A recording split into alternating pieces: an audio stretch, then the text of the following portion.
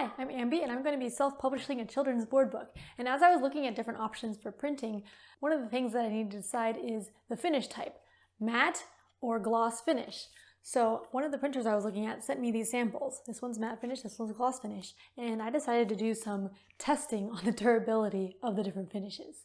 It took me a while to actually get around to testing these because I don't like hurting books, but I finally did do some tests. I haven't done everything that I could do. I still haven't done the bite test because my kids are a little bit too old for biting books now, and I don't want to chew on it myself.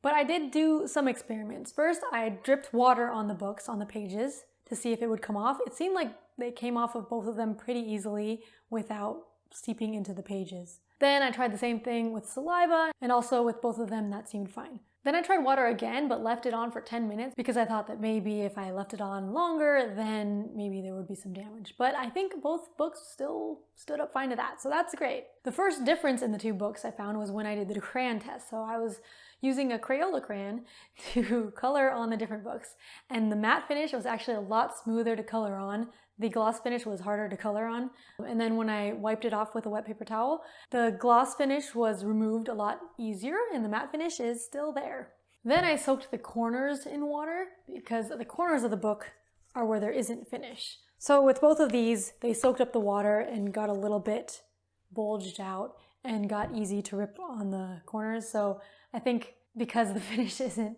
over the corners, like it's the same on both of them. But that's kind of where kids like chewing the books, on the corners and on the binding part. So I guess the finish won't really help with that. I also tried to do some testing on wear by like putting them in a bag and shaking it up with other toys, and they both ended up fine. Books are gonna get a little bit dented and scraped, but it's fine. Then I was trying to do a page sticking test. So I tried to glue the pages together with school glue. And I put glue on there, waited for a couple of days, but the glue didn't stick on either of them. It just like stayed as a blob of glue, and I was able to pull the pages apart and wipe it off. But then I remembered that when I've tried to fix my children's books before with packing tape, then they end up ripping it apart again and it gets worse. So I just did a piece of tape on both of the pages and pulled it off. And this time with the matte finish, it was a much cleaner rip. It did not take off that much extra page, but with the gloss finish, basically the whole page started ripping off because I guess the gloss is all stuck together, kind of plasticky, I guess. So yeah, the final of one piece of tape pulling off, a lot of the gloss book got ripped off and only a little bit of the matte finish got ripped off.